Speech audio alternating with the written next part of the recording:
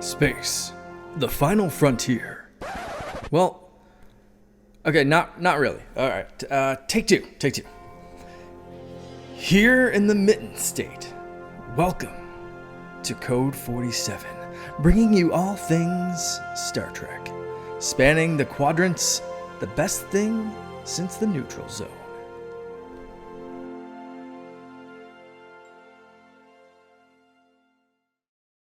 Hey, we are back on the Secret Friends Unite podcast network. This is Code 47, episode 102. I am Charlie Carden, the Lionel Richie of your Commodore of the USS Grand Petoskey of the International Star Trek Fan Club, and of course of this delightful program that you've been following with us for over 100 episodes. I am joined by my esteemed partner, the Trekker from Greater Chicagoland, Jen Watson. Jen, good morning. Good morning. How are things over there in the City of Wind? It's a little cooler than usual, which is kind of nice. Yeah, true. Same here. Pretty good. Things are Yeah, pretty good deal. Rock and roll. Well, we are back. This is the second of our floating episodes because we're kind of without new content until next week when we start talking about Strange New Worlds. I was very fortunate in so much that working through my partner Kurt Krug, who's a member of our chapter, the USS Grand Petoskey, and a freelance journalist, that he helped me make contact with the good folks at the promotions department at Viacom, and I got myself a screener of the first 6 episodes of season 2 of Strange New Worlds. Very exciting. We've watched 4 of them.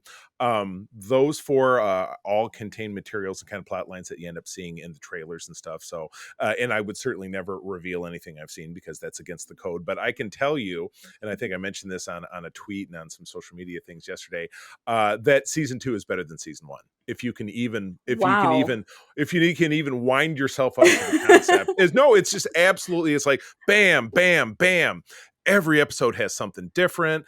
Everybody's getting moments. Everybody's getting kind of a touch and a touchstone and some different moments and everything. So just buckle up. So, if you're listening to this on Monday, when it comes out on Thursday of same week on the 15th is when that first episode will drop. So hang on, watch it. We'll be back later in the month. I know we're kind of juggling who's going to be with me, but we will definitely have some people on to talk about those first 2 episodes since 2 weeks will have gone by. So yes, just gonna say I'm very excited about that. Yes, as well you should be. I heard you have it sounds like you have a combatant there in the room with you. I do. He's in here with me. It's okay. It's Oliver. That actually happened with my partner Todd on our main show, and he's usually like me. He's very buttoned up, but he's got a ninja cat that just kind of appears. Oh, there you are, Oliver. Yeah. There you go. He has not learned his basic cat lessons. Up is good, down is bad. No, down up but is bad, down is good. But he is a good cat and a pretty cat. Yes, exactly. And you don't need to treat him with the phaser, as Riker had suggested for Spot. That would be naughty. So anyway, yes, much like with last episode, we are going to tackle in a segment that I've dubbed a very special episode, a great episode of Star Trek spanning the franchise, and one that is potentially Jen, what do people call the opposite of great? I'm struggling for a word here. Bad. Yes, an episode that is bad. All right. Well, two sides of the same coin. And again, always keep in mind, good and bad in entertainment is over 100% subjective. I may talk about this great episode, and you may say, and Jen may present her bad episode, and you go, well, I just don't know what you're talking about because it's a classic, and I'm not going to reveal it. But the thing is, I'd love to hear if somebody feels differently. At Secret Friends U, that is where you find us on Twitter to discuss such things, and you'll see our contact information as we go on. But it would be criminal of me to forget to mention and give special thanks to our Patreons. These are the people that make it possible for us to deliver great new additional content. Jen is joining me. You'll hear later this month about our exploration of a few episodes of the first season of NBC's Sequest DSV, which I absolutely loved, and Jen had a capital good time doing it, I could tell. Yeah. But you'll also hear programming from Todd Oxford and myself about, oh my goodness, I think he's serious. It's okay. But anyway, we would love to have you visit us over at patreon.com/Secret Friends Unite. The good folks at Patreon are now actually giving you the opportunity to have a week-long trial of our content so that you can check it out and decide if you want to stay on board for more of what we have to offer. But those fine folks on our BFFs level are the awesome Nias family, Sean, Stella, and Henry, my dear friend Missy Merchant, and her pal Andy Milliken. On the Best Buds level, we have Jamie Prinky. So thank you, all of you, for supporting us.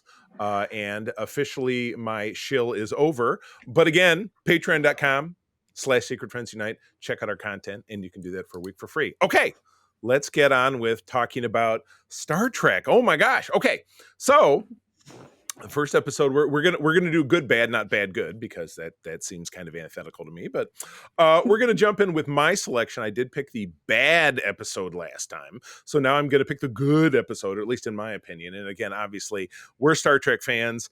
We feel that the vast majority of what out there is pretty great.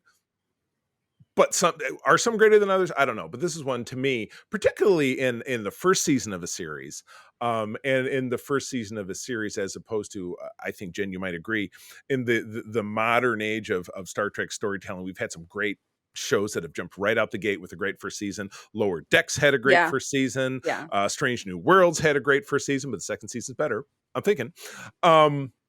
This was and they had 3/4 of a season. I'm talking about Deep Space Nine, which dropped in January of 1993. Definitely struggled to find its voice in the first season. The second season was a little rocky too, but this was a gem. This was the second to last episode. This would be season 1, episode 19, is called Duet. After a Cardassian man arrives on the station suffering from an illness that he could have only contracted at a Bajoran labor camp during the occupation, Major Kira leads an investigation to determine whether he is actually a notorious war criminal. Wow. This one was a shocker. This was, again, from the spring of 1993. I'll go ahead and open this corroborating link here. But I was a DS9 episode watcher from the jump. I had been a watch it every week, tape it every week TNG watcher at this point, because we were now in season 6 of TNG. And when DS9 came along, not only was I fully engaged, but the television station that my mom worked at broadcast the show. It was in syndication, so it was on, Saturday nights or Sunday mornings or something.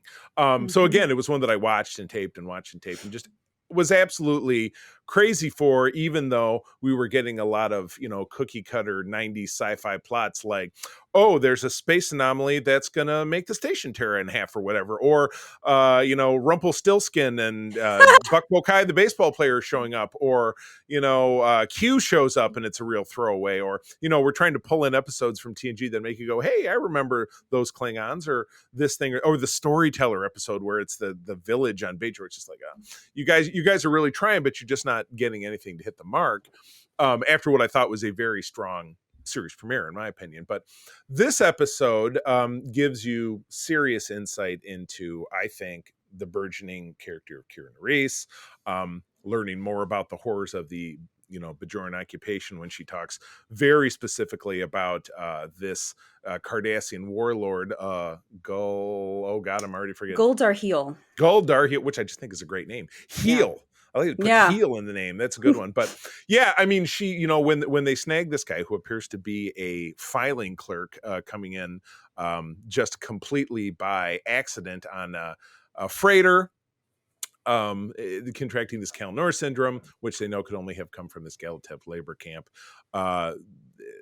You find that the filing clerk is maintaining his innocence until he is revealed, and then he, turns on a heel, so to speak, and really starts acting outrageously evil. So, okay, that's my lineup. Jen, your thoughts, please. I love this episode. This is, for me, the episode where DS9 shows us not only what it can be, but what it's going to be. Right. Yeah. I had no problem with the earlier episodes of DS9. A lot of people have big problems with it. I think that the first season talks a lot about stories, like the storyteller episode. If Wishes Were Horses also dives into stories and kind of what you want to be real. Um, and they talk a lot about the Bajoran prophets and how are they prophets, are they aliens? It's all about the stories and the mythology going into it. And for a series that eventually takes this turn into like dark, gritty realism, it's an interesting start to what the series is.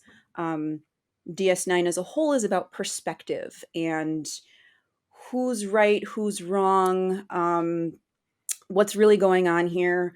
And not only is there the heel turn, but there's the additional turn at the end of this one where we find out that Right. he's not actually a Goldar heel at all. He is Maritza the file clerk. He had uh, surgery to make himself resemble Goldar heel because he wants to be guilty.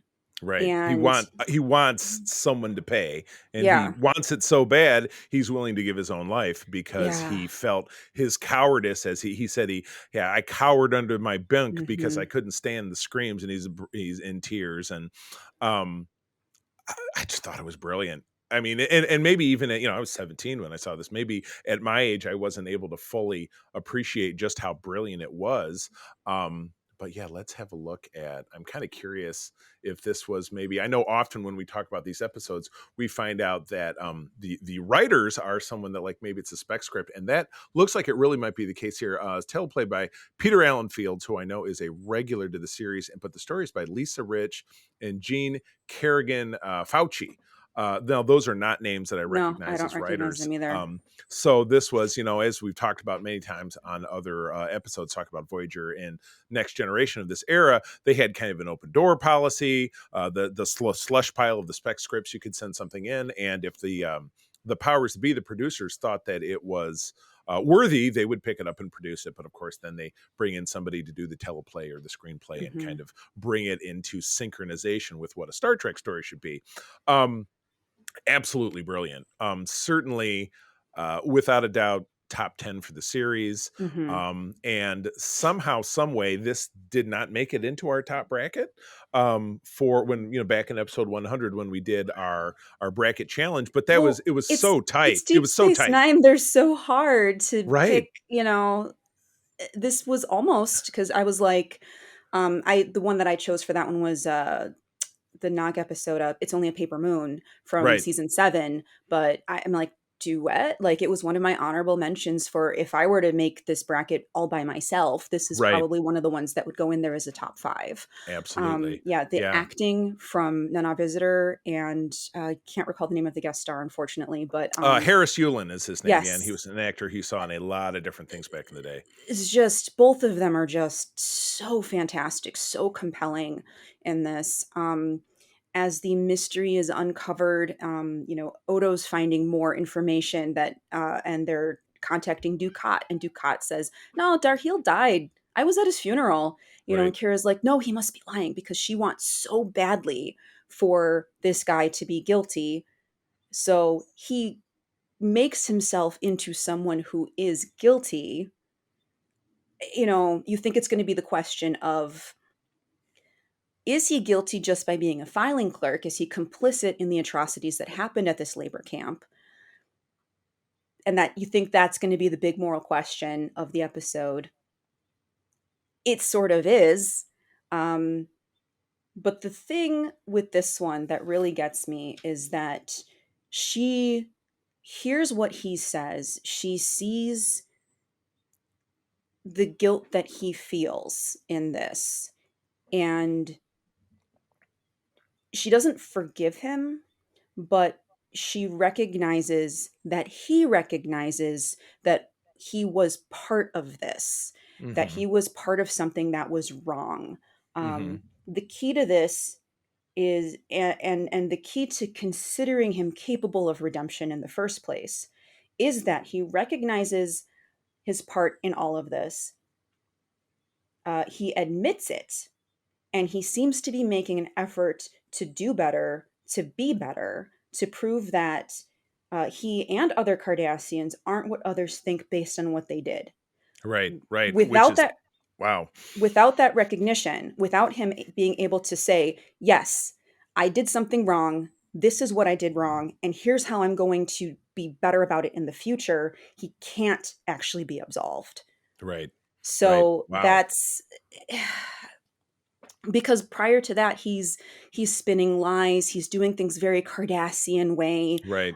He's doing what he's used to, thinking that, oh, maybe someone's going to see through this. Someone's going to actually do this. He has to be direct. He has to be honest. He has to show his feelings, that he was scared and terrified and cowering. And he has to speak his truth in order Right. for what he wants to actually happen, which actually doesn't, because she lets him go. Right. And there's nothing I think that stings more than the The, conclusion of this. the end. It was sprinkled in that, there's a drunk in the drunk tank in Odo's in the in the what's the word, in the brig. And then he finally gets released and says, Odo, let me know when you decide to kill the Cardassian. The guy stumbles out. And then Kira is walking Maritza out at the end and saying, we're going to move forward with this. You did the right thing. It was very courageous, blah, blah. And the same drunk is standing by that little, it's like the little to-go drink station at the end of Quarks, where the outcropping of the bar. And he just pops out and pulls out a knife and stabs Darheel a killing blow in the kidneys. And Darheel slumps to the ground, or Maritza slumps to the ground, Yeah. and is dead. And then Kira turns back to the drunk man who's being held back by Odo, and he says, "Why? He wasn't Darheel." He says, "That's like he's a Cardassian, and that's enough." And she says, she's in tears, or the Nana visitor doing what she does so spectacularly at the threshold of tears, and making us want to feel tears as well. But no, it says Maritza's already dead when Kira replies, as much to herself as anyone else, no, it's not.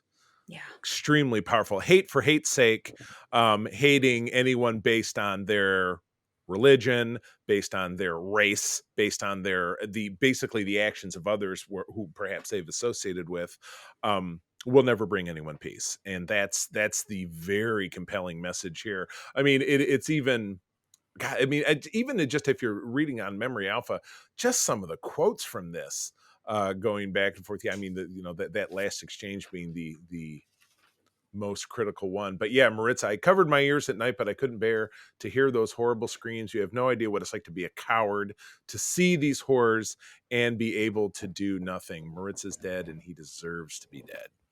Whew. Really, really powerful stuff. And as I said, in the season, there were a lot of light and fluffy stories in that first season. Good, bad, I don't know. But I mean, just really, really contrary to what we came to find that the series was going to be in the 6 seasons that followed. But just to see this, and then really was followed up by I wasn't the follow-up episode.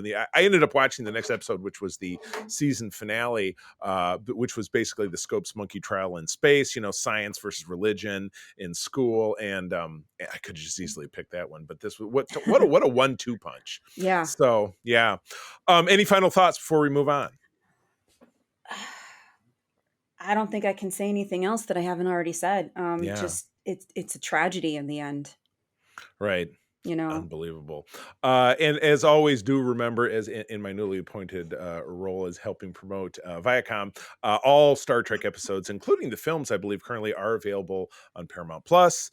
If you do not use Paramount Plus, I would be really surprised if there would not be a free trial available to you with Strange New Worlds coming out this week. So I would visit the Paramount Plus website and have a look. It is, in my opinion, the easiest and most convenient way to watch Star Trek. So it gets my highest recommendation. Okay, shilling over. Yes, please. I was just going to also add that the first season of Strange New Worlds is available on YouTube right now if you live in the United States.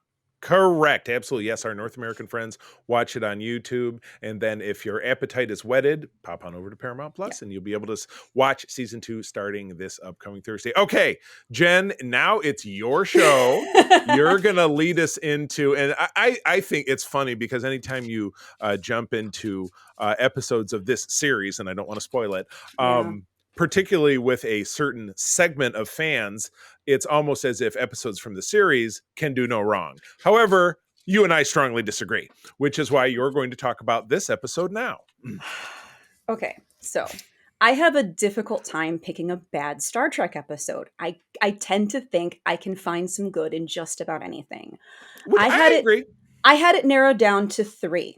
So just to put on here, my runners up were Prophet and Lace from Deep Space Nine, which really I just want to add everything could have been solved if they had just called Pell. That's it. That's all I have to say about that. Can't bring back guest stars. Can't, apparently it's Just against saying. the law. Just saying. The next runner up was The Fight from Voyager, which I Ooh, found yuck. just completely incomprehensible. Like Useless. there's Useless nothing more I can episode. say about it. But there's one that I think can actually have some discussion. There's something to say about it. Um, it is from the original series, which I don't want to pick on the original series just for being the original series. I True. recognize that many episodes are of its time. This one is definitely of its time, but I think that it goes beyond just being of its time and actually kind of goes into this is not what Star Trek is about. And that is Turnabout Intruder, the last episode of the original series.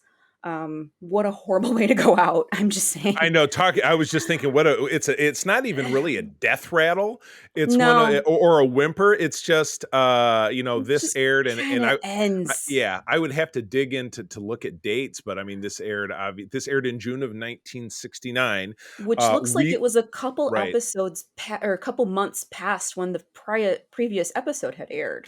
Oh yeah, okay, but it was also within weeks of the moon landing, Yeah, which ironically bolstered the American public's interest in things related to space. yeah, And very famously, within the years of the series being canceled, and again, Star Trek, the original series, is a series that got canceled all 3 seasons. yeah. So it was they were always trying to do it in, but but they went back, and I've told the story before. They went back, analyzed the ratings, and found out when they looked at it in a certain different fashion, it was one of the most popular programs they've ever had. And canceling it was lunacy. So, but as you said, to go out with this as a parting segment, and as I wrote in our notes, I wrote series finale in single Finale. quotes because it was simply just over. It was just the It, last episode. It wasn't. yeah, Yeah. it's just over. No fanfare. But anyway, All right. So our description of this one: Dr. Janice Lester, a mad scientist, tries to take control of the Enterprise by switching bodies with Captain Kirk.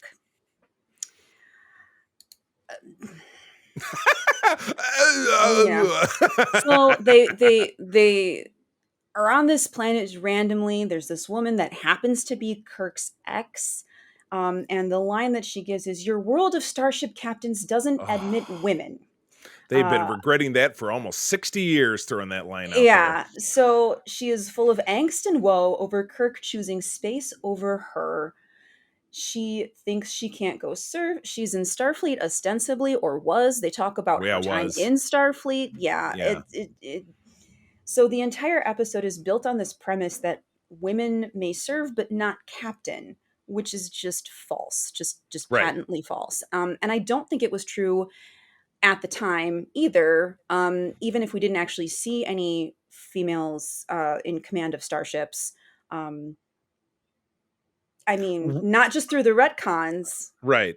The retcons for sure. I will tell you, in actual parlance of the first time we saw a female captain was actress Madge Sinclair at the beginning of Star Trek 4 Okay, in 1986. Almost 20 years after almost at the 25-year anniversary mark of the original series. So boo. But retconned and novels and yeah, comics, absolutely. But yeah, the statement that, yes, 300 years in the future that no woman could possibly rise to the rank of, because you didn't see an admiral or a commodore or a captain. You didn't see who was the highest ranking woman we ever even saw, potentially Majel Barrett as number one in the unaired yeah, pilot of the Cager, in the footage that you saw in the the Menagerie, the two-parter in season 1, where she's referred to as lieutenant, yet she is the first officer. But someone with the rank of lieutenant commander, you can find they'll go back and forth. Might be a lieutenant, might be a commander. But yeah, yeah, that was the highest ranking, I think, woman that we ended up seeing in the original series, which right. sucks.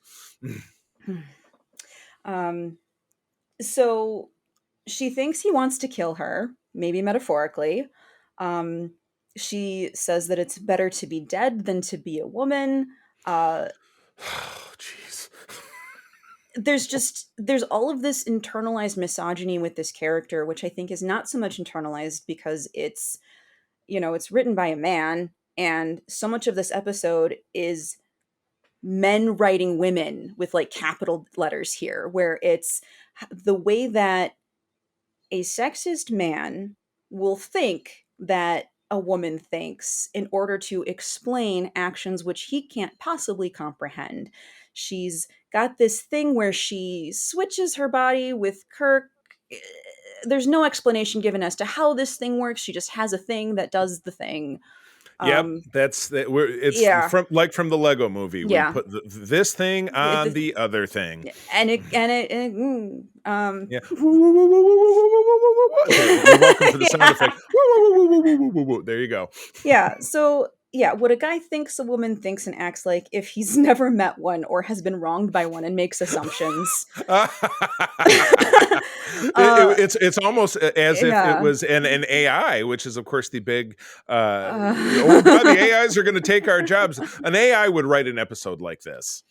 It almost seems like it. It's like, oh, gosh, have you met a woman?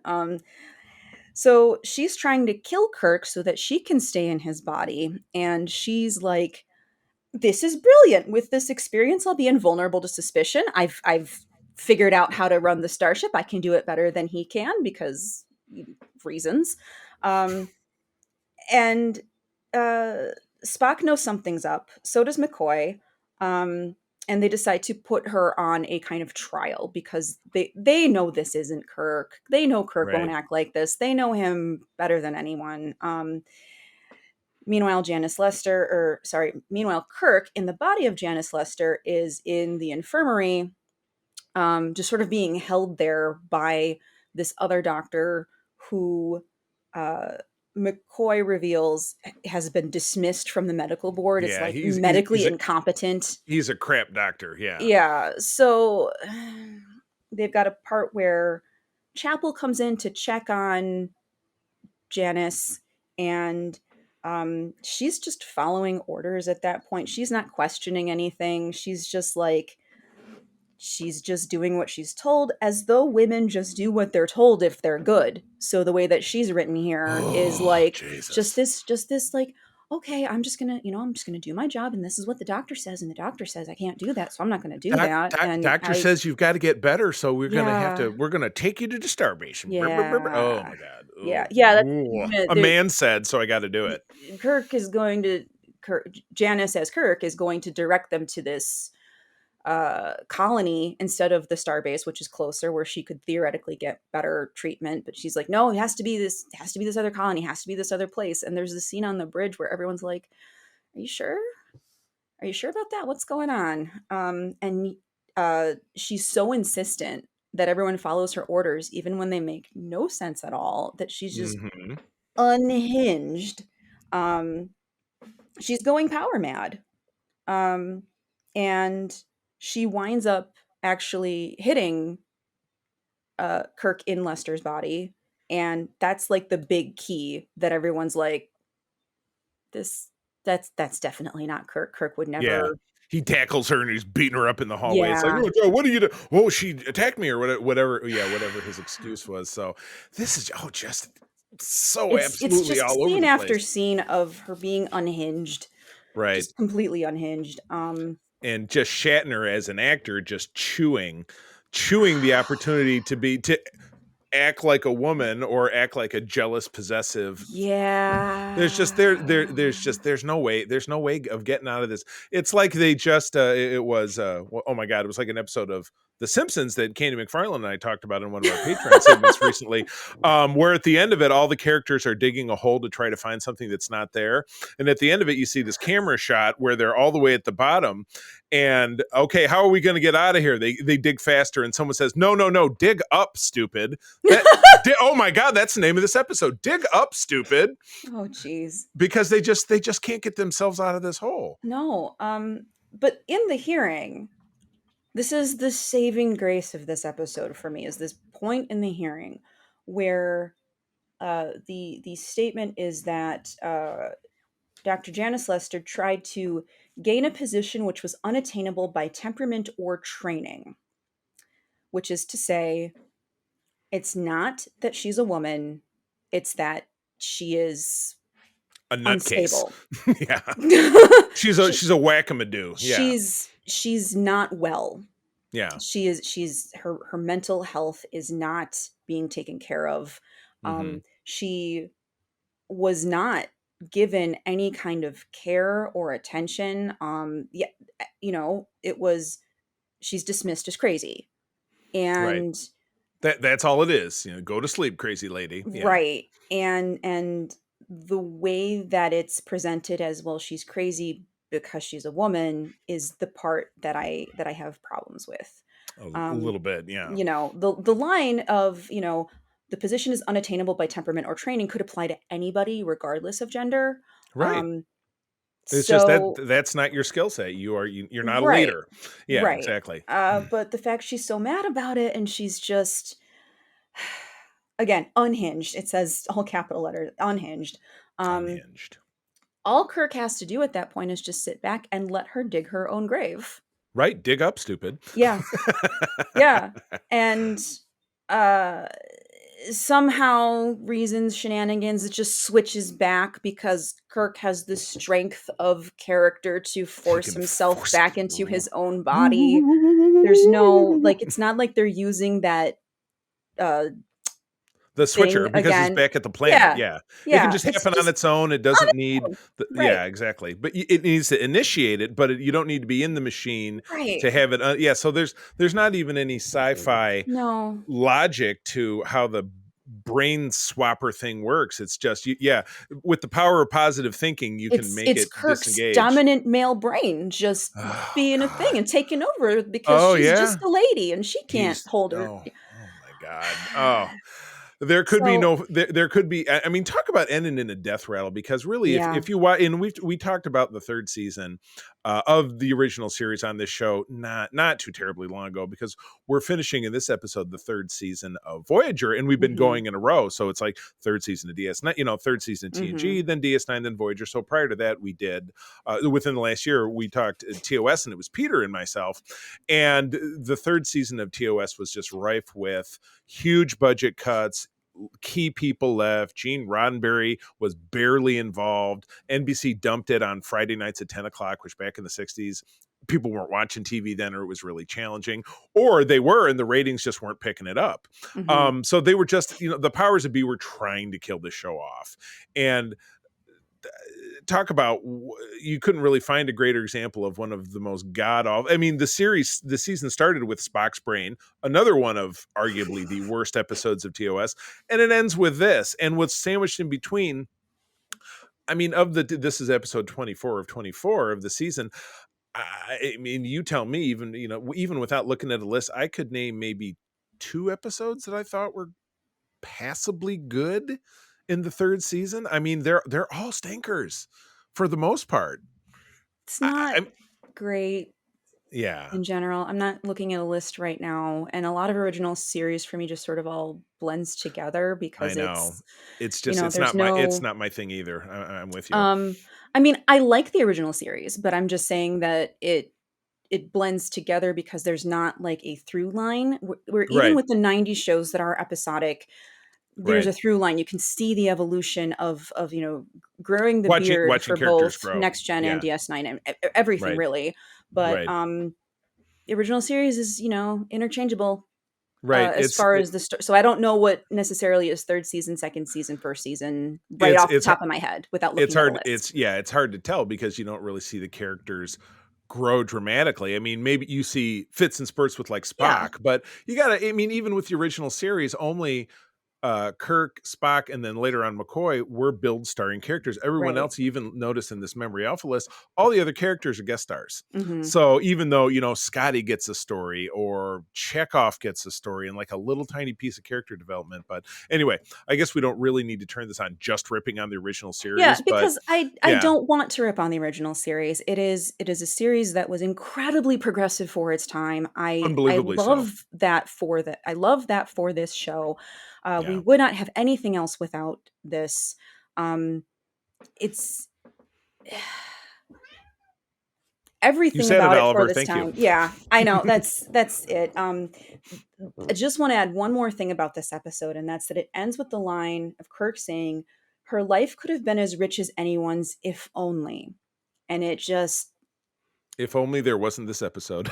if only, well, the unspoken thing that you're going, if only She was a she was a dude. man. Oh my God. Yeah, because But that's what they were thinking. that's what they were thinking. But I want to believe, I really want to believe in my heart of hearts that James Kirk is thinking, if only she had received proper mental health care, I because mean, that's the right answer here. And Kirk is, he loves people, he cares about people, he's a very caring individual. Yeah, he and and I mean, passionate. yes, Yeah. I realize I'm projecting a modern sensibility onto a character from the 60s. I get that. Right. But what I want to believe, that's what I want to believe. So that's the thing that makes this kind of work for me. That True. and the episode and the line of, unattainable by temperament or training, to say Right. that it's not all women, it's just her.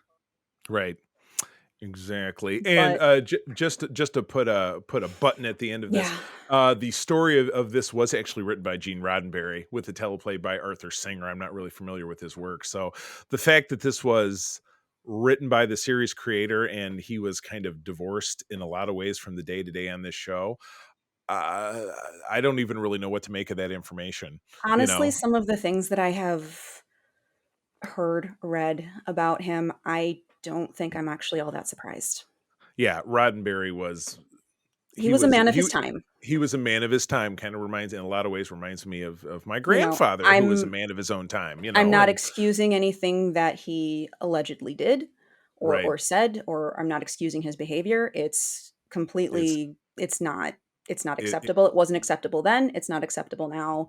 And to agreed. think that, he has this view of women in general, that like, oh, if she's been wrong, she must be crazy, Crazy lady. Ooh, you get that know, crazy lady laid. Let's put her in the crazy house. you know, and that she's God, like this because Kirk rejected her or well, of moved on. course. Like it's Any woman rejected by Kirk, it just becomes a crazy mad loony bird. yeah. Oh my goodness. Well, Jen, this has been an interesting couple of episodes. Yeah. Doing this good bad. So I would have to imagine that the next time that we have a lull between new programming, that we'll probably tackle this again, and maybe that'll be you and me, maybe it'll be me and somebody else, but Yeah. we will see. Something that I'm really excited about is that we as a program now have a stable of, I don't want to say a stable of talent like I'm calling you guys thoroughbreds like your racehorses or something, but between you and Kay and Peter and Missy and April, my wife, though she not always like, yeah, I want to jump right in there and do it. We have because everybody has life and schedules and different stuff. I'm glad that I'm able to have you guys kind of in my corner, because there was a time when I started this show 3 years ago where I had a co-host who's just me and him, and he quit. So I was like, oh, what am I going to do? And I found some other folks, and they were with me for a while, and then they quit, and I was scrambling, and that's when I found Peter, and Kay came in the mix. So now it's nice to have a stable of folks that I know that I can count on, and we can rotate. Sometimes we can all do an episode together, so it's awesome. Cool. All right. Well, let's move on to wrapping up the fourth season of Star Trek Voyager. This was Third. third. Oh, I was looking at season 3, part 4, not part 4, season 3. Blah, blah, blah. Right. Yes, this is season 3, part 4. This is the final episodes from the spring of 1997. Now, Jen, jog my memory. You and I'm going to ask you your age, because I know you're younger than me. Were you watching Voyager when it was on for the first time, or did you catch up later? Yes. So you Yes. saw this in the beginning. And I Yes. have described in recent episodes of how I stopped early in season 3, but I came back with a vengeance, and essentially the episodes that we covered in our previous episode. So by this time I was like, boom, I am in. I'm back into watching Voyager. I appreciate it. And then we jump into this group of segments, which with the exception of one or two, I thought was potentially the strongest of what we had in season 3. So anyway, I'll kick it off with one that I really dug because it's an alt time travel one, and we get to see our characters thrown into different roles and stuff. So anyway, episode 21 of the series is Before and After, directed by Alan Craker, who is a regular director of the series. I hear obviously all the time on the Delta Flyers, his name always comes up. So I know that he directed a lot of episodes. Ken Biller did the writing from April of 1997. Shortly before her death in the future, Kes begins to travel backwards in time with a portion of her events occurring during the Year of Hell, which is an episode that we see next season, obviously with different circumstances built around it because Kes is not a character on the show at that point. I loved it, and again, you tend to look at Voyager seasons 1 through 3. In a lot of ways, it's funny because you looked maybe at DS9 seasons 1 through 3, because at the beginning of season 4, each of those two series gained a new character that largely changed the dynamic of the series. So, but I think it was a perfect storm for me with Voyager because you had a writing staff that was finding its feet, and then combined with a new character in the beginning of season 4 that I found was very compelling. And you ended up with episodes like this. So, it's, we've known since the beginning with Kes that her race lives for 9 years, which means they appear to be adult age by the time they're 1 or sooner. And so you naturally have to think that if she's on this ship and it's this long journey home, that there's going to come a point where she ages out, or we're going to see her, pass away. And that's really what you see here. So through the natural occurrence of things, but for her living, as you find as time goes by, a different set of circumstances, things diverge at the Year of Hell when, again, it happens very differently in season 4, but you meet the Krenim, which is this, you don't really learn anything about them in the course of this episode. You simply see their ship and the fact that they have time-based weapons, that in their first attack, Janeway and B'Elanna are killed. At the time of that attack, B'Elanna and Tom have a relationship, which is something that happens. But post that, Kim and Tom become a thing, so much so that they get married and they have a kid. Kim and Tom, that's a different show. Oh my God. Kes and Tom. That is a different show. But what's funny is, of the Happy actors, Pride Month, everyone. Oh boy. Wow. So yeah, I like it. It's Kim and Tom that are still together in modern day because they do the Delta Flyers together, which is a great show if you don't listen to it. I that's one of the few. I go back and forth with other podcasts, but that's one of the few that I don't miss because I love Delta Flyers. They're great. I really enjoy their reminiscing about the show. But anyway, I love this. Through the progress of that, you get to see Tom become first officer, and you get to see Harry get one of his only promotions to the rank of lieutenant in this alternate future, which of course never happens. Chakotay is captain, so there's no more Maquis on the ship. He's a captain with 4 pips, which I thought was awesome. Tom is lieutenant commander. I love that. Tuvok is a full commander. Even Neelix becomes an officer. He becomes the Harry Neelix becomes the security officer, which I think is really kind of fun because it kind of shows that, he's got Tuvok's old job. It's, exactly. Their friendship just continues to grow in its own way, which is cool. Yeah. I like it. So but eventually, just like any Star Trek plot, they have to solve how to save Kes, and they get to the point where they infuse her with radiation, and blah blah goes backwards in time, and then eventually she gets to the end of her life and then moves forward again. But the radiation they infused her with means that she reaches back to the right point and everything stops. So one of my favorites of this group. I don't know. What are your thoughts? I like this episode. I don't know if it's one of my favorites, but I enjoy it. It's an interesting episode that does show kind of, Kes episodes are hit and miss. This was a good one. Agreed. And one of her last, obviously. Yes. My question is, why wouldn't the future versions remember her telling them about this in the past? Because she's going backwards in time. And every time that she goes backwards, she's like, here's the thing that's happening to me. And at first they don't believe her. And then they slowly believe her a little bit more. And it takes a little bit less of her explaining the same thing over and over again as she goes back in time. I don't know why the future versions don't go, oh yeah, I remember now. 3 years Yeah. ago, I remember you telling me about this. Is Right. For the same reason, probably in the Enterprise episode Twilight, people do and don't remember in Yeah, bits and pieces, and it's just it's time travel. It's timey-wimey yeah. plot armor. Yeah, It I did mean, kind of yeah, remind me of that episode that we yeah, watched recently for the bracket, but this one did it better, I think. yeah. I Um, agree. I agree. yeah. And it was Uh, while the stakes clearly weren't as high because that episode dealt with the annihilation of the yeah, human race. This just yeah, had to do with Kess, which is a character that in just a few episodes was gone anyway. But yeah, this is when yeah. I remember liking very fondly. I So love the call forward to the Year of Hell and the fact that that yeah, actually does happen in yeah, the next season. right, In general, it's a really cool sci-fi concept. totally, It's neat to show these possible futures, and it's actually pretty solid as far as cast episodes go. yeah, most And stuff. fun fact, I have a friend whose name is Andrew Kim, and he has cosplayed Andrew Kim from Voyager, Oh the my the, the gosh, that's right. grandson. Yeah, Yeah. Oh my, that is a rare cosplay. I'm yeah, impressed. yeah. Running around, does he have Kess's present as his? I don't know. I don't know. I'll have to Because ask him that sometime. that's really the character's driving motion is having grandma's present done on time. So it's a big deal. Well, cool. Well, Anyway, let's keep yeah. let's keep it rolling forward. The next episode is All yours. right. Next episode is Real Life. Uh, that is directed by Anson Williams, story by Harry Clore, and teleplay by Jerry Taylor. Fun Uh, fact: Anson Williams is Potsy from Happy Days. Don't know if you knew that. I did not know that. There you go. Uh, That is if you know what Happy Days is, which I I do know find what Happy Days is. no, a lot of my younger co-hosts, when I throw out references like with Kay and Peter, it'll just be Okay. crickets when I'm like blah blah blah. So I'm glad to So hear I it. didn't have cable growing up. Okay, So I watched a lot of reruns of old that was shows on on network just shows. whatever's Gotcha. on. Yeah. So I hear yes. you. Aired April 23rd, 1997. The That's summary my mother. is That's my mother's birthday. April 23. That's so funny. All right, I'll shut up now. the summary is the doctor creates a family on the holodeck.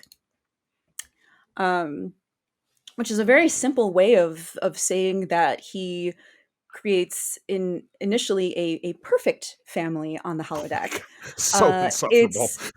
It's so I watched this one with Scott, my partner, who does cosplay the Doctor, and we're kind of filling in some of these episodes of Voyager for him because he doesn't remember all of them. And he asked me when I did watch this, he goes, "Are they supposed to be acting bad, like bad acting?" And I'm like, "Yeah, they are." So like, Yeah, keep it's watching. it's how they're written because Yeah, the doctor wrote, he wrote this holo program or holo novel, and it must be fun to just be do you have a keyboard and you're like the wife is blah blah is June Cleaver and blah blah from Leave it's Cleaver. what he thinks a family ought to be. Right. It's not necessarily that anyone really thought that this is what a family should be, especially not Balana, because she's Right. coming in when he's telling her about this program, and she's like, "Why would you do that? Why would Right, you create a exactly. family? Families suck." She's Right. coming in with the baggage of her Yeah, because family. she didn't have one. Dad ran out. Mom was a an aggressive Klingon. Yeah. And she was traumatized by her family. I don't know if we know this at this point or if that's something we learn later on, but No, she has no, a yeah, lot way of later. family baggage trauma. So that is coming in. So she's like, I'm going to tweak that program. I'm going to make it a little bit more realistic. Right. So he comes in when he goes back, and instead of everything being spotless and perfect, and oh my gosh, father, I can't wait to talk to you. And oh, my dear husband, Please look at my homework, have a good Father. day at Well, work. Yeah. Instead I'll be of home that, to do my chores. Yeah, exactly. everything's a mess. It's There's like a stuff real yep. everywhere. Everybody's grumpy. You hear Klingon music coming from upstairs, which That I'm was like, definitely very that's pointed. Balana sneaking that's in that Balana, Klingon. definitely. That's her Yeah. putting her own spin on this. The mom's running around trying to find things. She's like, I've got a lecture to do tonight. It's your turn to make dinner. And the daughter's just going, Dad, Dad, Dad, Dad. Mom, The whole time. mommy. Yeah, exactly. She's Stewie. Exactly. And it's like, no, this is closer to something more realistic, Mhm. by way of Belana Taurus, but still it gives the Doctor more to react to work with, to understand what it is to be in a family. And Right. one of the things that happens, I mean, his son has Klingon friends that the Doctor doesn't approve of, and it's like, why? How is he so racist, but okay, whatever. Yeah, right. I mean, he's worried about his kids. Yeah, He originally programmed them to be perfect and to, adulate him. So he's right. like, they're disobeying me. He tries to call a family meeting, and everyone's like, this sucks. Yeah. Whatever, You can't bro. tell I'm us what out to of do. here. I'm out Yeah. of here. The daughter wants to play Parisi Squares. He's thinking, oh, this is so dangerous. And it turns out that it is. I would love to finally see what Parisi Squares is like, because Yeah. it was a big game in the original series, that Riker played. That, if you remember that episode where they're at the starbase and like Tasha and Worf have a team of security people, they're going to play, and they kind of describe it a little bit, but it's obviously like football crossed with lacrosse, crossed with soccer, but super violent, because Hmm. this poor girl, you see what happens to her, you hear what happens to her, but we still Yeah. don't see the game. Yeah. So eventually you find there's an accident, and she can't be saved. The Yeah, doctor operates on her, his team of physicians operates on her, and whatever the reason, she can't be saved. She's going to die. And he deals with this by saying, I've completed the program. I'm done. I'm He good. he I'm good. just I'm all set. runs away from it, decides he's Right. just not going to deal with it. And that's introduces the stages of grief. This is denial. And you have Tom Paris coming in for treatment from a reckless activity that he volunteered to do. There's an anomaly out there that he went into. It's Right. the B Yeah. plot, B story is such a snoozer. but it means that the doctor's admonishing Tom for being so reckless. And it's this transference of the anger stage from, the anger he feels towards his daughter, that he's transferring onto Paris. And Right. Paris is like, what's up? And Paris also, as we know, has some issues with his family. But he has some words to say too about this, which, Right. you know, it's unusually poignant for Tom Paris, but I think that he's a really good character to bring this information in and have this conversation with the doctor, Yeah. where he has to realize, what, you've got to accept this. Sometimes bad things happen, and that's part of being in a family. Right. So he goes back. Absolutely. Yeah, no, this was a great one, and Yeah. I think for some reason I didn't see this one when it first aired, missed it for some reason, or I may have caught a bit of these in reruns. So it's like summer '97. I was Yeah. catching up on a bunch of these, but yeah, I mean, for the emotional impact, and I think for character development, this might be the best one of the patch. But again, we Yeah. we keep going on, and there are kind of greater and greater ones as we go. With only we're only talking about 6 episodes here, but we don't really drop the ball, but maybe once in this grouping. So, well, cool. Yeah. All right, let's move it forward. Episode 23 is Distant Origin, directed by David Livingston, regular talent of the series. This is Braga and Minosky, two of the Hmm. regulars on the writing staff from April of '97. A reptilian scientist trying to prove his heretical beliefs, theories, kidnaps Chakotay and draws the entire crew into conflict between his race and doctrine and the startling truth about its origin. This also came out just a few weeks or just a couple of months prior to the second Jurassic Park film in the Oh, summer of 1997. that's Um, fitting. which I always wondered, and particularly, I even think like in reruns, there was some kind of summertime promotion that made mention of it, like, not that dinosaur thing, blah blah blah, and then it was this episode, which I thought just really fit the bill. But this was great. We had an episode that was told right from we didn't see the ship show up at all until maybe the second or third act. Yeah. So the whole first act was these two basically dinosaur scientist guys running around. They show up. They go to the planet that we saw at the beginning of the series, where the beginning of the season, where the crew was stranded.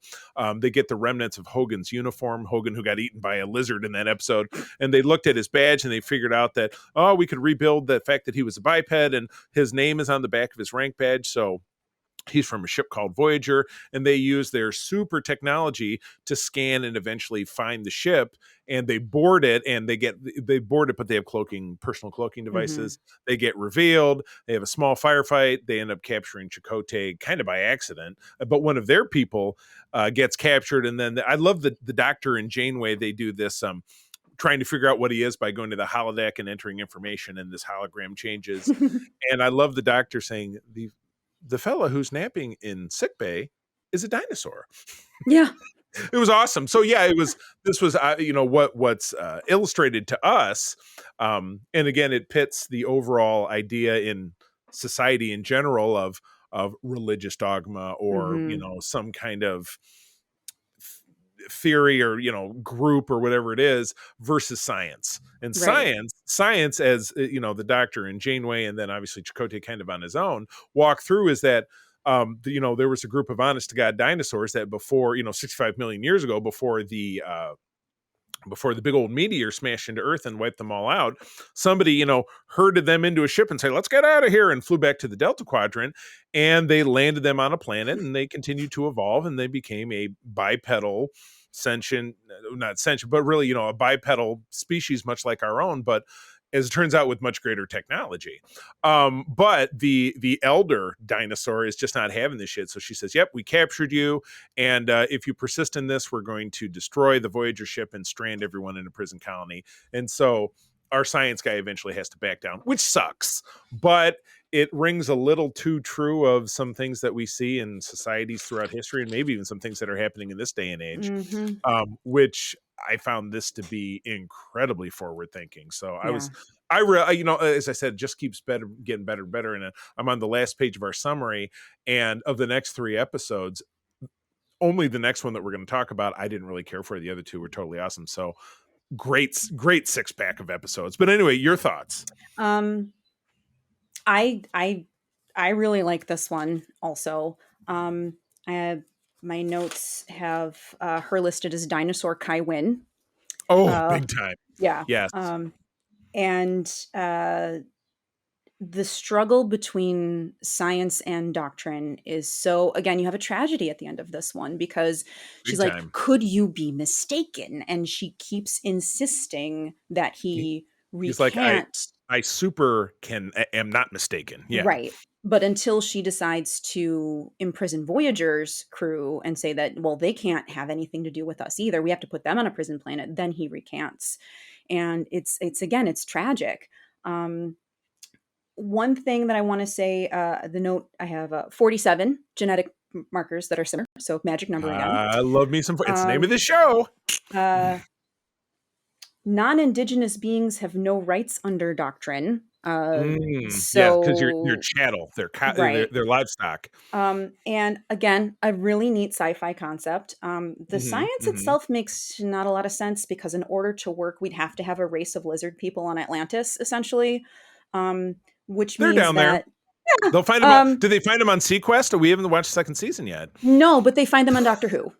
Yeah. And Oh, well, there this you go. You got this it. would be, I think this would be a great idea for a Doctor Who episode. I have Ooh, crossover. seen most of Doctor Who. Like, this got a very Doctor Who vibe from me.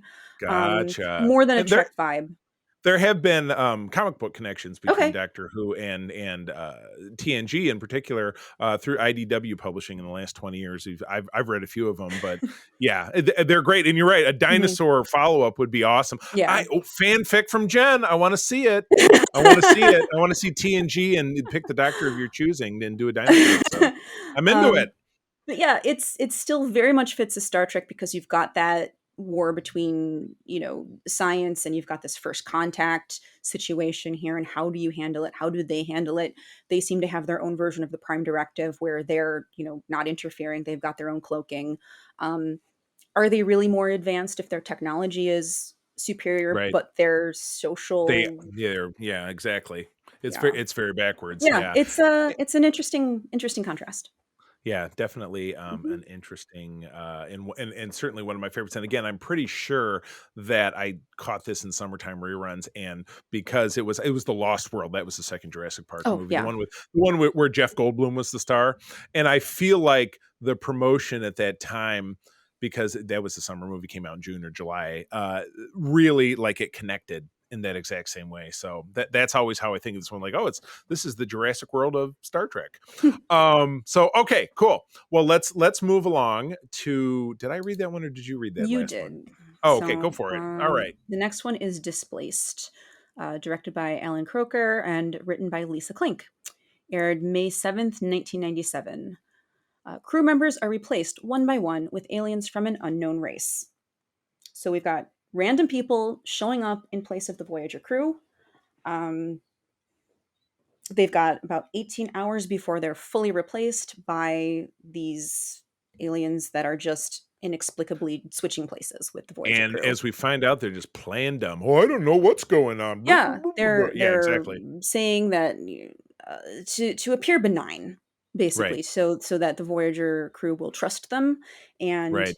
I didn't actually remember this one that well, so I was kind of like, why don't we trust the Lemurians? Yeah, But turns out we're right to not trust them. right, Janeway's exactly. kind of got that like something's not right Yeah, here. something ain't smelling great in the kitchen. Yeah, Yeah. exactly. So is it this way? This way. Yeah.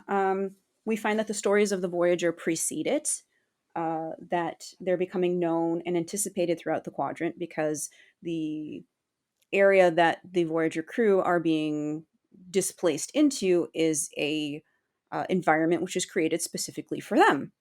And they're Curious. told, yeah, that sounds familiar, doesn't it? Hmm.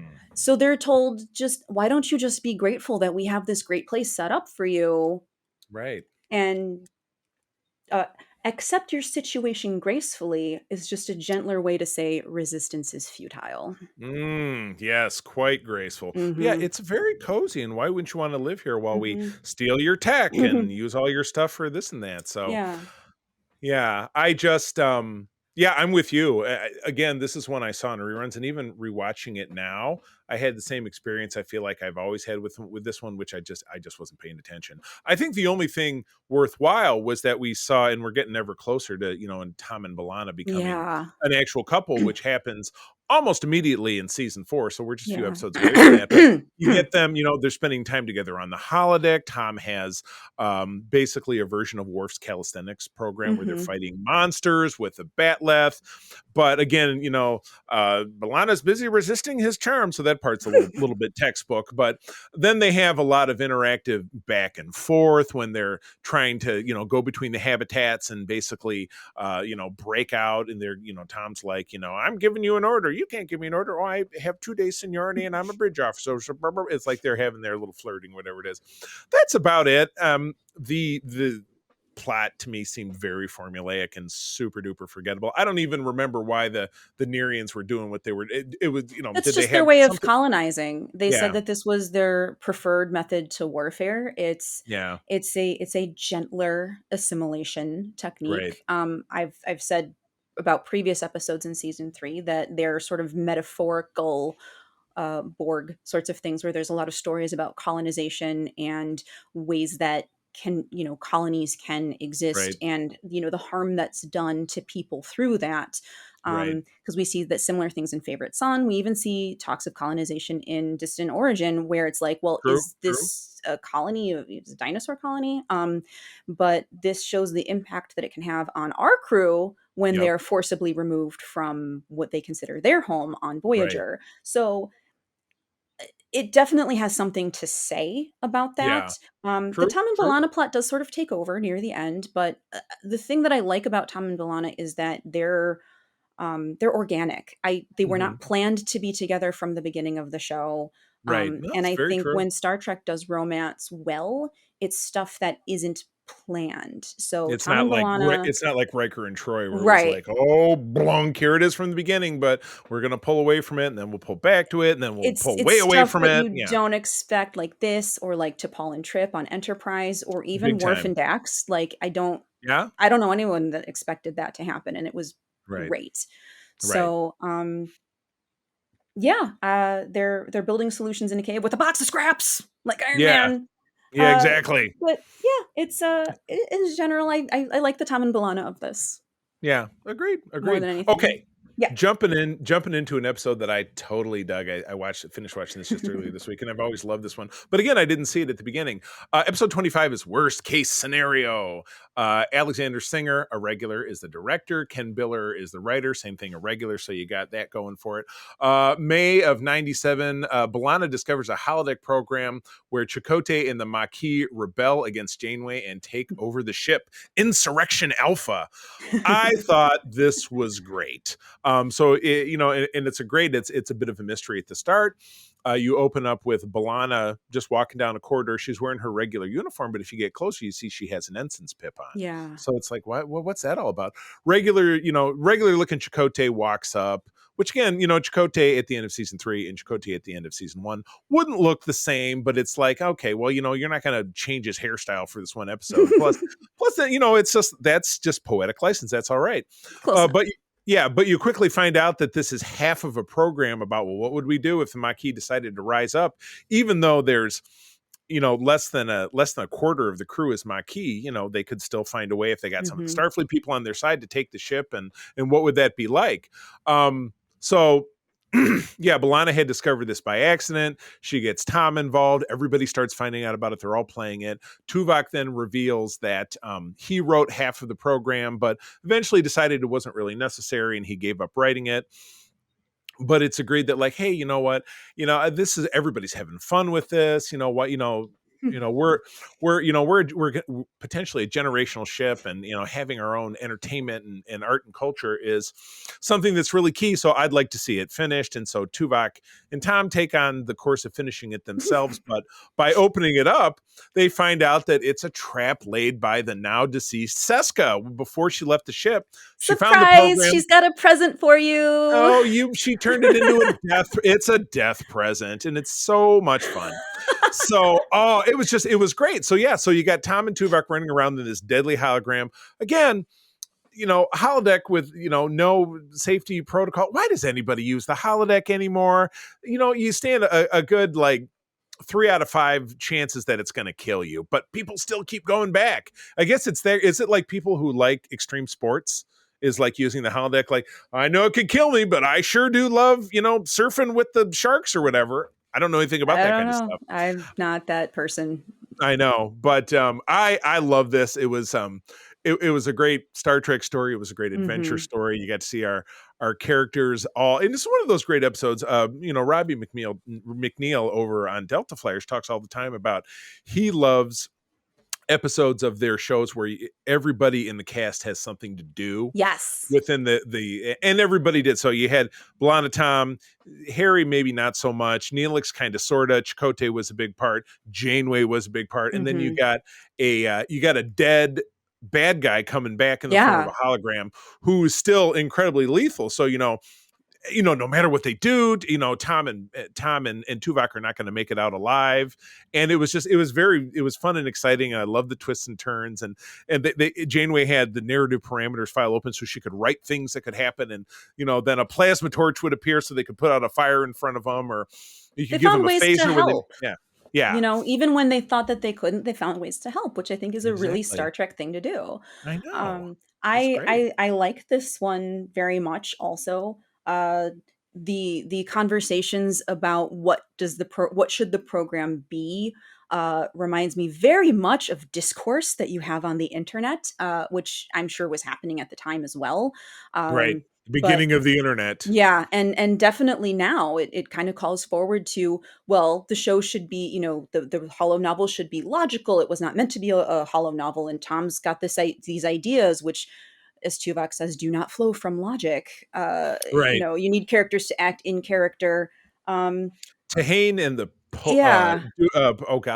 the dictates of poetics. Yes. So everyone's got different ideas about how the show should go according to what they want it to be, kind of, instead of just sort of letting Tuvok write what was intended. But nobody's really wrong about it either. Everyone gets a different thing out of the holo novel. Some people it's excitement, some people it's, the intrigue, some people it's something else.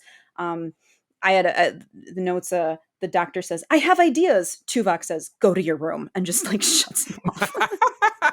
That's kind of how I interpreted that when he's like, deactivate the hologram. Oh my gosh. Yeah, it was awesome. I like this one. I mean, it was a bottle episode, which I don't mind, because the next episode is definitely not a bottle episode, because we've got so much going on in the next one. Holy cow. Well, let's definitely not waste any time, and we'll jump into the season finale. This one's all yours. Scorpion Part 1, directed by David Livingston, written by Brannon Braga and Joe Manosky, aired May 21st, 1997. Voyager must pass through Borg space, only to discover a new alien race that is even deadlier than the Borg. Oh my gosh. Yes, the only we're talking about species 8472. 8472. The only merch 8472 related actually came out. There were two. They actually came out around this time. I had one, but not the other. One was a box set of Playmate figures of that and Harry Kim, but Harry Kim was all, because Oh, it because he attacks got the him. thing. Yeah. So he has a little bit of that. And the other one was basically a bendy figure. And that's the one that I had that you could be like, not like Stretch Armstrong, like it was big, but it was like, or you could Yeah. go, rah, rah, rah. That was, I had that since obviously lost it over the years, but that would be a super cool figure if they ever really get back into the swing of making Star Trek figures. I'd love to have that one, but oh my gosh. Okay. I jumped in, but yeah, this is yours. Yeah. So just break it down for me. All What right. are you feeling watching Oh my this? God. We got the shortest cold open ever. Just Borg ships exploding. And we're like, 15 wait seconds. a second. What's going on here? Big time. We have I think the first appearance of Da Vinci Yep. as the holodeck program. John Rhys Davies, Sala from Raiders of the Lost Ark. And Professor Arturo from Sliders, which is how I first encountered him. Sliders is I just made plans with Todd Oxford. That's going to be a future segment of the Facts of Geek Life we're going to record next month. I like this as her holo program of choice, as opposed to the like weird romance novel thing. Yeah. It just feels better for her as a scientist and a woman who's very curious. Right. But anyway, that aside, we are entering Borg space. We knew it was going to happen. We knew this was going to be here. And finally we're here. And they find that there is a species that is, species 8472. They figure out that this is the enemy of the Borg. And there's two ways that this could go. Chakotay says, why don't we just settle down? Why don't we just kind of either turn back or figure out, we cannot cross the Borg space. Yeah. Right. And Janeway's like, no, we're going to find a way, because she is so determined to get these people home, right, that she's going to make an alliance with the Borg to get through their space. And Chakotay brings up the parable of the scorpion and the fox. The scorpion wants to cross the river. The fox says, I can't carry you because you will sting me and we will both drown. No, the scorpion says that. If I sting you, then we'll both drown. Right. They go through it. The scorpion stings the fox, and that scorpion says it's in its nature to do that. And they both die. And they both die. Yeah. So he uses this as a cautionary tale to Janeway to kind of go, why don't we rethink this? And like so many good Star Trek episodes, neither one is right and neither one is wrong. It could really go either way. And the deepest of the moral quandaries, yeah. Yeah. So that moral quandary is at the heart of this episode. They do go on to the cube and find that it's there's piles of Borg here. Kes has a vision about piles of Borg and about how everyone's going to die. They run into 8472 on the cube. The CG was great at this time, but it looks not so great now. But back then, this was amazing. I know. And plus, can you imagine, and God, I hope someday that Voyager does get remade into high definition. It's clearly only standard definition. What this would look like if it was kind of on par with what we're seeing these days. It's kind of scary, but so cutting edge for 1997 and on TV. Yeah. But yeah, just an absolute great story. Mm-hmm. I tuned in and watched this obviously when it aired on because again, this was a network show, so the air dates you see here aren't just week of. It was on that day, and it was on Wednesdays or Thursdays or something. And this was just like, wow, Voyager and DS9 for airing at the same time just had absolutely nothing to do with each other, which is something that I know a lot of people in fandom struggle with, particularly with the newer stuff. Like, well, this isn't my Star Trek because it's not like A, B, and C. Well, oh, you know what? There's this other show airing at the same time that's totally different, but it's got a different vibe. And if they all had the same vibe, I say this all the time, if you ate pizza for breakfast, lunch, and dinner, how long would it take before you couldn't even look at a pizza? You know what I mean? Right. It's life has to have some variety, storytelling, entertainment has to have different bits and pieces to it, or just who cares, right? And this really delivered that in spades. So it was great. It started the tradition of Janeway goes crazy for a little bit, but then, you know, and Chakotay's like, you can't do this. She does that in Equinox. Mhm. She does that in the Unimatrix Zero. Like, well, I got to do this thing, and I know you don't agree with me, but at the end of it, you know, they kind of hug it out and kiss and make up, for lack of a better. I would Eh, challenge the use of the word crazy there. I think that she's passionate about sure. her She, goal, and she is, Chakotay says that her passion and her goal are blinding her to more reason. accurate, absolutely. Yes. Blinding to reason, which again, you know, in Equinox, for example, which is, you know, 2 seasons from Same now, similar her thing. rage and like her desire to punish Captain Ransom in that story for what he was doing, which we talked about Mhm. Equinox in our bracket challenge, kind of blinding her to her regular, you know, character traits, her, you know, general way of being much more accurate. So I appreciate that I do correction. think it's in character for her though, because she is so passionate and she does have these goals. Right, It's just that when you're out there on your own with no one to fall back on, and you're the one who's in control, right, the stress levels are very high, right, and she's going to suffer stress and trauma. And I think that that would make anybody act quote unquote out of character, but it stems from the traits that she's already shown. right, Um, right. And if it happens consistently, doesn't that really constitute it her is. That's the character? thing. It is Yeah, consistent. yeah. So No, I had not thought about it that yeah. way. I appreciate that. Hmm. Look at that. Even I am capable of learning something in my old fan ways. Well, that wraps up Hmm. season 3, not season 4. Let's do a favorite and a least favorite of this grouping before we wrap things up. So let's go with the favorite. I know this is a big struggle for me, but I'll throw you out there. You can go first. Just Um, a favorite. Just a my favorite. favorite of this is real life. I kind of knew that even before, like when I saw what the grouping here was. I think that it's poignant, it has a message, it's great character development for the Doctor, and it gets me in a place where I really feel something. Um, the least favorite is Displaced, even though it's got the Tom and Balana of it that I like. The main plot, even though it has something to say, um, they all have something to say, but Displaced is Sure. probably the weakest of this group Yeah. for me. Yeah. I hate to echo it, but I kind of have to say the exact same Yeah. thing across the board. While Scorpion part 1, or it was actually just called Scorpion at the time, it became a part 1 after there was a part 2.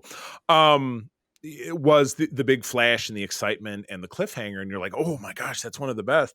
When you really cut to the core of character development, seeing a character grow, Hmm. there's no other way to slice it that real life really makes a difference Hmm.